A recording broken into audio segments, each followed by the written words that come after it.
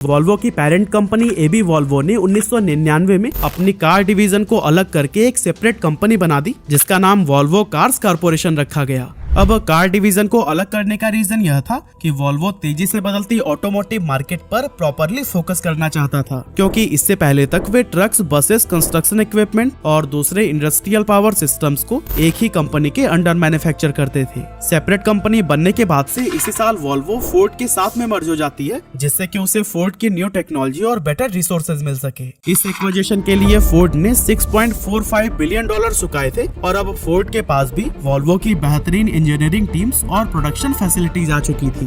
Ford में शामिल होने के बाद से वॉल्वो खूब एक्सपेरिमेंट करता गया और इसने और भी कई सारे नए और एडवांस फीचर्स को इंट्रोड्यूस किया, और ये सभी फीचर्स वॉल्वो के न्यू मॉडल XC90 SUV और S60 सेडान में देखे जा सकते हैं। इन कार्स के बिल्ड क्वालिटी का अंदाजा आप इसी बात से लगा सकते हैं कि XC90 एक लौती ऐसी कार थी जिसे 2015 में यूरो NCAP से 5 स्टार सेफ्टी रेटिंग मिली थी। तभी तो 1998 में वॉल्वो कार्स की जो सेल 1,03,000 के अराउंड थी, वो 2008 में 3 गुना बढ़कर 3,74,000 के करीब पहुंच गई। लेकिन इसके बावजूद फोर्ड ने 2010 में वॉल्वो को $4 बिलियन के भारी नुकसान के साथ एक चाइनीज कंपनी गिली को बेच दिया।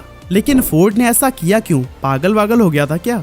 नहीं भाई, इसको बेचने का पहला रीजन था कि 2008 के आसपास फोर्ड बहुत बड़े फाइनेंशियल चैलेंजेस का सामना कर रहा था, क्योंकि ग्लोबल फाइनेंशियल क्राइसिस की वजह से कार्स की सेल्स में बहुत बड़ी गिरावट आई थी। ऐसे में कंपनी ने अपनी लागत को कम करने और फाइनेंशियल स्टेबिलिटी को इम्प्रूव करने के लिए वॉल्वो को बेचना ही सही समझा। इसके अलावा दूसरा रीजन ये था कि वॉल्वो की कार्स सीधे जर्मन ट्रायो यानी मर्सिडीज, ऑडी और BMW के साथ में कॉम्पिटिट करती थी, लेकिन जहां इन तीनों ब्रांड्स की सेल्स काफी तेजी से बढ़ती जा रही थी, वहीं वॉल्वो इनसे पीछे छूटता जा रहा था। अब जैसा कि हमने आपको पहले भी बताया कि वॉल्वो ने 2008 में 3,74,000 के करीब कार्स बेची थी, जबकि उसी सेम ईयर BMW की सेल्स थी 12 लाख कार्स की। और यहाँ वॉल्वो के कार्स भले ही पहले से थोड़ा ज्यादा बिकने लगे थे, लेकिन इस कंपनी का प्रॉफिट लगातार कम हो रहा था। 1998 में वॉल्वो ने $476 मिलियन का प्रॉफिट अर्न किया था, जबकि 3 गुना ज्यादा सेल्स के बावजूद 2008 में इसे $1.5 बिलियन का लॉस हुआ था।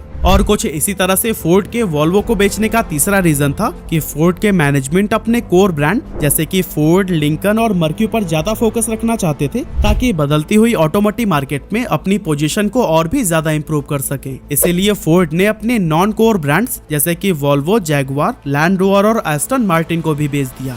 लेकिन अब सवाल ये आता है कि इतना इनोवेशन करने और मार्केट में इतनी अच्छी रेपुटेशन होने के बावजूद भी वॉल्वो आखिर जर्मन ट्रायो से पीछे कैसे रह गया? असल में दोस्तों, इसकी वजह ये थी कि वॉल्वो का मेन फोकस लोगों को सेफ्टी और नई टेक्नोलॉजी प्रोवाइड करना था, वहीं जर्मन ट्रायो अपने कस्टमर्स को एक लग्जरी फील भी दे रहा था।